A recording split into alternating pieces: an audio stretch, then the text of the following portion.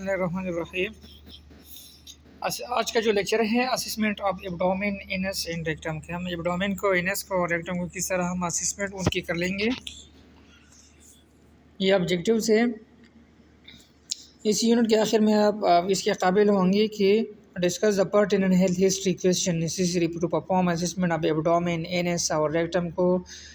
जब आप उनको असेसमेंट आप इनके असेसमेंट कर लेते हो तो उसकी जो क्वेश्चन आपके माइंड में आएंगे उनका आंसर आपको मिलेगा। Describe the specific assessment to be made during the physical examination of the abdomen. Abdomen में हम किस तरह उनकी स्पेसिफिक असेसमेंट किस तरह होगी, कंपोनेंट्स और रेक्टल एग्जामिनेशन की किस तरह कौन सी है और उनके फाइंडिंग्स हम किस तरह फाइंड कर लेंगे। List the changes in abdomen that are characteristic of aging process. और एजिंग प्रोसेस के ज़रिए से हमारे एब्डोमेन में जो चेंजेस आएंगे उनको हम उनका लिस्ट हम तैयार कर लेंगे। Anatomical positioning of the abdominal organs. ये एब्डोमिनल ऑर्गन्स हम ये देखते हैं कि किस किस पॉइंट में कौन सी चीज़ लई कर रहा है। ये दरमियान में जो बिल्कुल है अम्बलाइकल रीजन है। इसके ऊपर क्या है, एपिगेस्ट्रिक है। इसके नीचे क्या है, हाइपोगेस्ट्रिक रीजन है। फिर ऊपर वाले साइड पे राइट साइड पे राइट हाइपोकॉन्ड्रिक रीजन है। फिर लेफ्ट हाइपोकॉन्ड्रिक रीजन है। फिर राइट लंबर रीजन है। फिर लेफ्ट लंबर रीजन है। फिर राइट एलियक रीजन है। फिर लेफ्ट एलियक रीजन है। Right hypochondriac region, epigastric region, ये 9 क्वाड्रेंट से है। फिर यहाँ पर आप पिक्चर में देख सकते हो कि राइट हाइपोकॉन्ड्रिक रीजन में कौन कौन सी चीज़ लाई कर रहा है। तो इसमें लीवर है, राइट किडनी है, गॉल ब्लैडर है, लार्ज एंड स्मॉल इंटेस्टाइन का की एक पार्ट है। एपिगेस्ट्रिक में क्या है, लीवर है, स्टोमक है, स्प्लीन है, ड्यूडेनम है, एड्रेनल ग्लैंड्स है। इसका ये सिर्फ मकसद नहीं है कि लीवर अगर एक रीजन में पाल कर रहे हैं तो दूसरे में वो नहीं होगा, क्योंकि इनकी अक्सर मुख्तलिफ लोब्स होती है ना, तो एक जगह से दूसरी जगह में ये लाई कर सकता है। जी, ये सारे आप खुद से देख सकते हैं कि कौन सी चीज़ कौन सी रीजन्स में है। तो ये उन्होंने नाम्स भी लिखे हैं सामने बिल्कुल।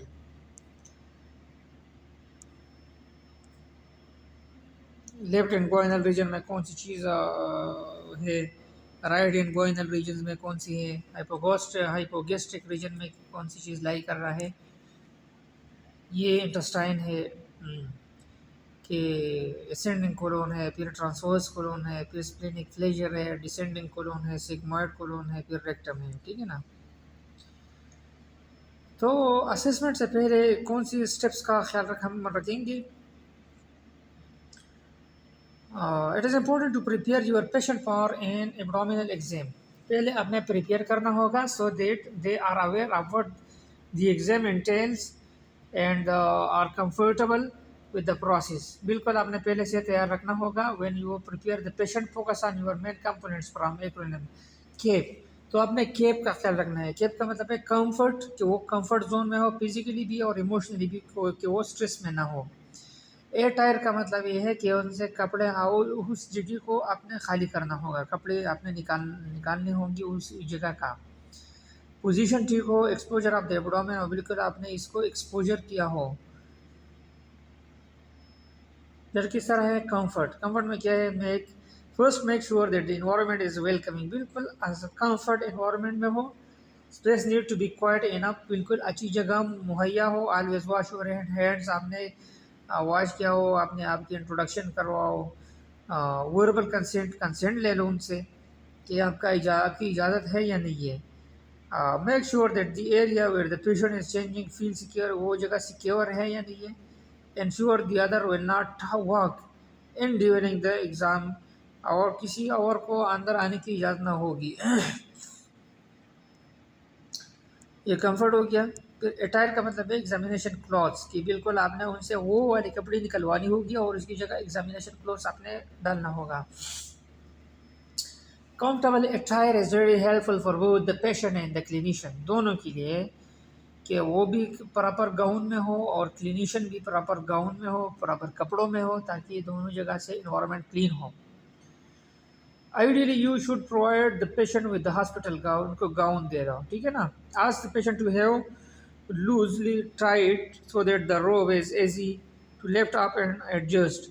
आपने लूज कपड़ों में उनको रखना होगा, टाइट ना हो.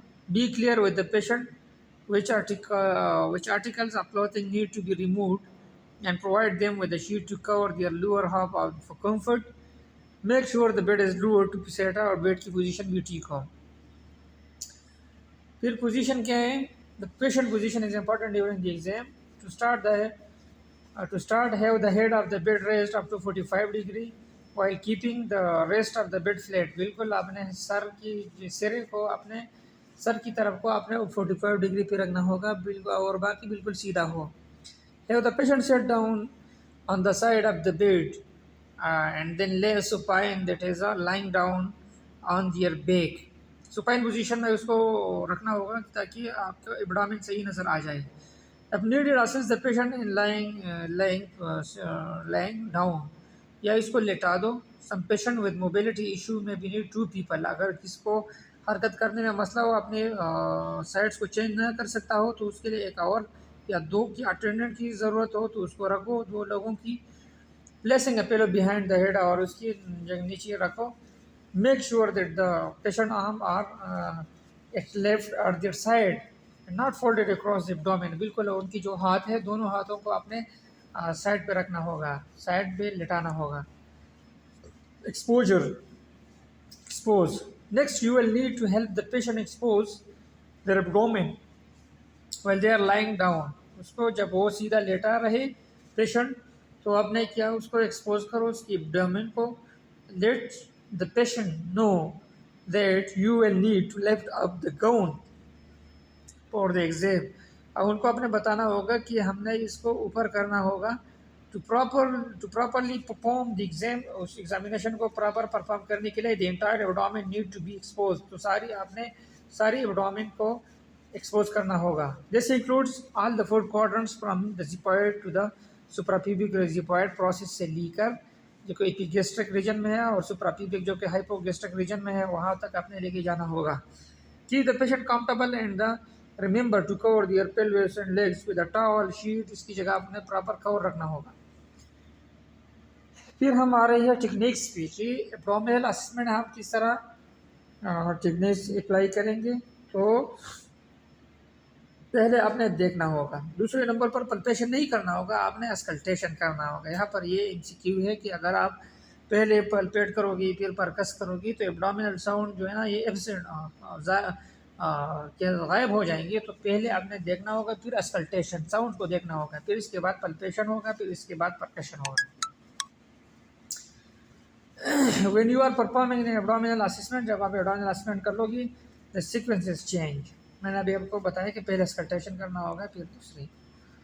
इंस्पेक्शन में क्या होगा, देखना होगा कलर को, पोजीशन को, बल्जिंग को, इन सारी चीज़ों को आपने क्या करना होगा, देखना होगा.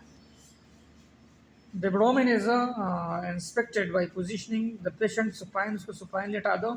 The head up and then it should be supported with the small pillow. उनकी जगह, हेड की जगह और पिलो की जगह आपने पिलो रखना होगा, कंफर्टेबल पोजीशन में रखना होगा. The patient arm should be left, उनके हाथों को साइड पे रखना होगा. गुड लाइटिंग, और लाइट की ज़रूरी है. पहले हमने जनरल कंटूर को, बनावट को आपने देखना होगा कि एब्डोमिनल वॉल बिल्कुल किस तरह है. Should be check carefully for distension. देखो कि ये डिस्टेंडेड तो नहीं है, सारी जगह वो सूजा हुआ है या एक जगह सूज गई है. Similarly the flanks should be check for any, back side पे देखो कि जो फ्लैंक्स रीजन है बल्जिंग तो नहीं है वहाँ पे. The abdominal wall skin should be inspected carefully for abnormality. Any areas of discolouration, colour को भी देखो कि कोलिन साइन तो नहीं है और ग्रे टर्नर साइन तो नहीं है, ठीक है ना. तो कोलिन साइन क्या है, ये superficial bruising in the subcutaneous fat around the umbilicus. ये अम्बिलिकल एरिया के इर्द गिर्द जो फेट्स हैं नीचे स्किन के नीचे, वो तो सुपरफिशियल ब्रूइजिंग तो नहीं है. कलर तो उसका ब्लू या ब्रूइजिंग तो नहीं आई है, इसका नाम है, अगर वहाँ पर हो तो ये कूलिंग साइन है. और ग्रे टर्नर साइन क्या है, ग्रे टर्नर साइन क्या है, डिसकलरेशन ऑफ द फ्लैंक. जो बैक साइड पे जो है ना, बैक साइड जो फ्लैंक है, किडनी की पीछे जो एरिया है उसका फ्लैंक कहा जाता है. तो वो तो डिसकलरेशन तो नहीं है.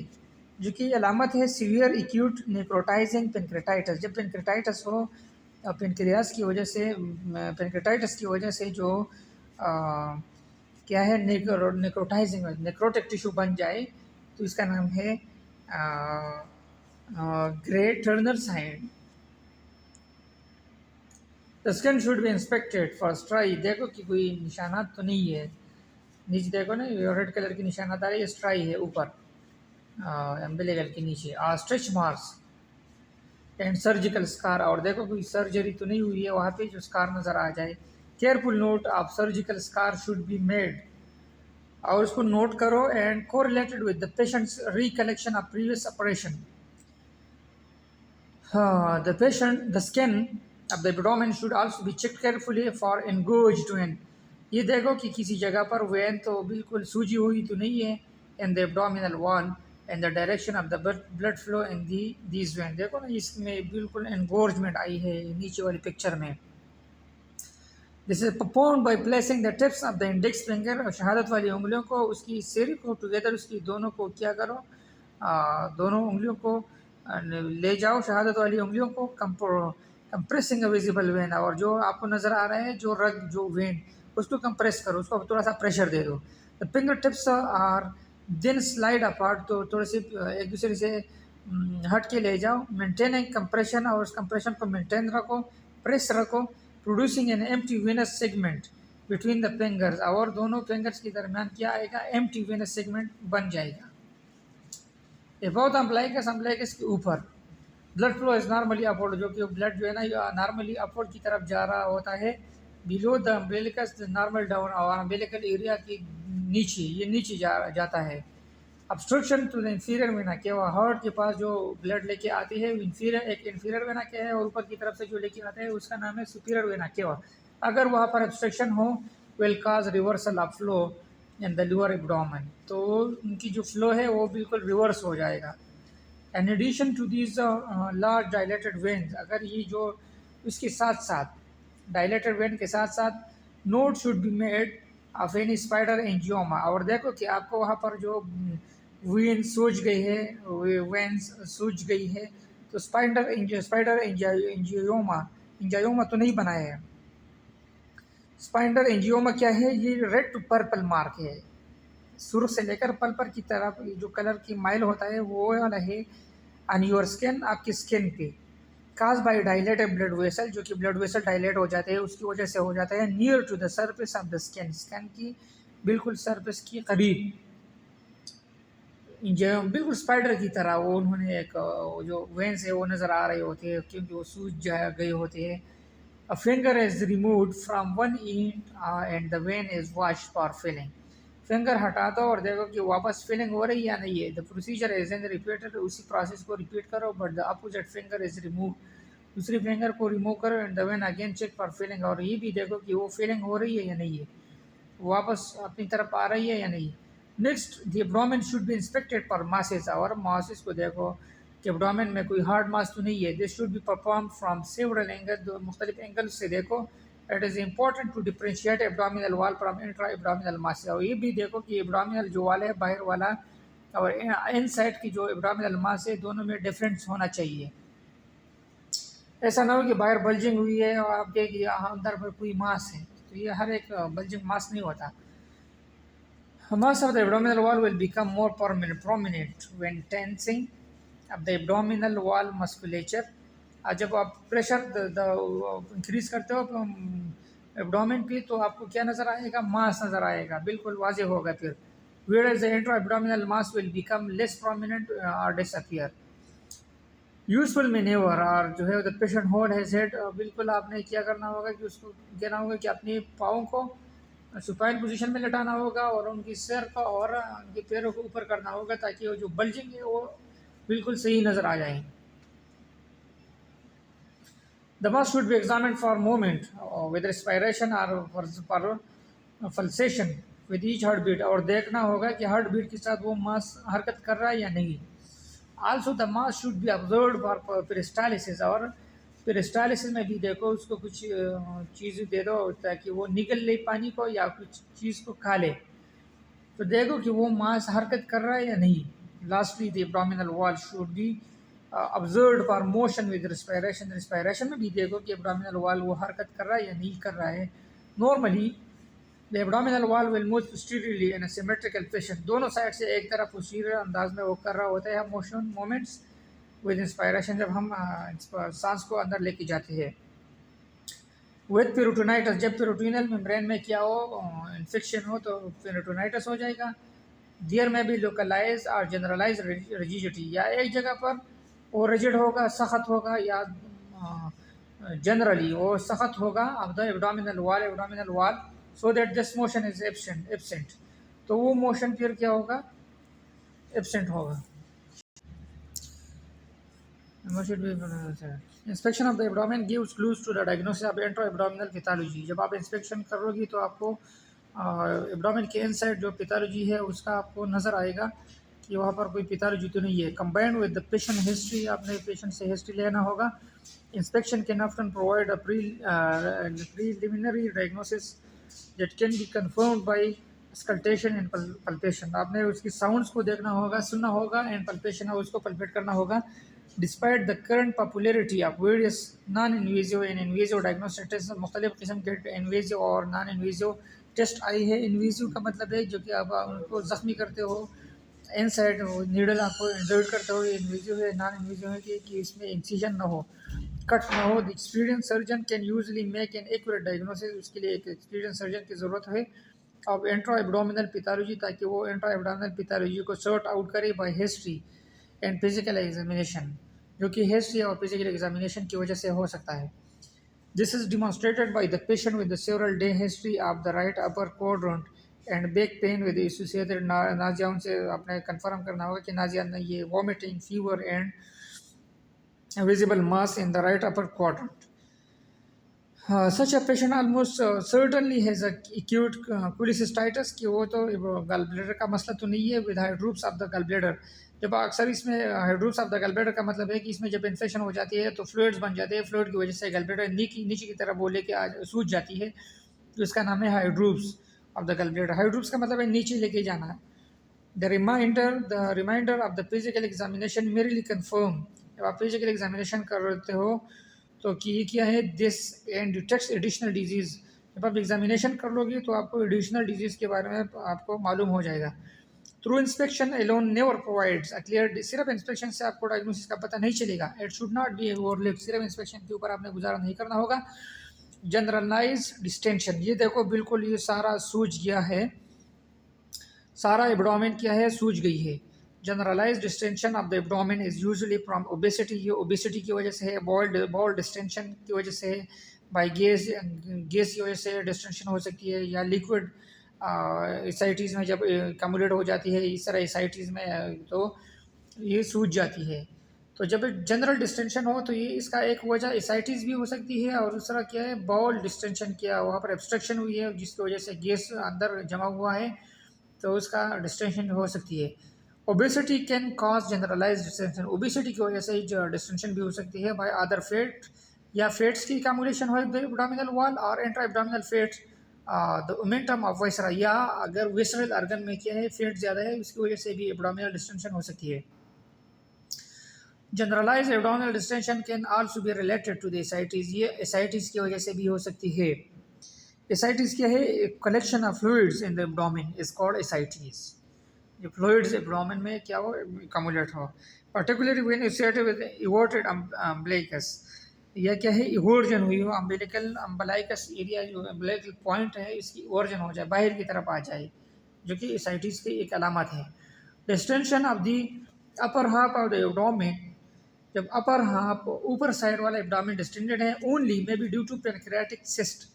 ये पेनक्रियाटिक सिस्ट की वजह से हो सकते हैं. पेनक्रियाटिक सिस्ट क्या है, ये क्या है, सेक लाइक पॉकेट्स है, एक सेक है, पॉकेट्स है, फ्लूइड जो कि फ्लूइड अकोमोडेट हो जाती है on the your pancreas. Pancreas की हेड में या किसी जगह पर जब फ्लूइड्स अकोमोडेट हो जाते हैं तो एक सेक लाइक डिस्टेंशन हो जाती है.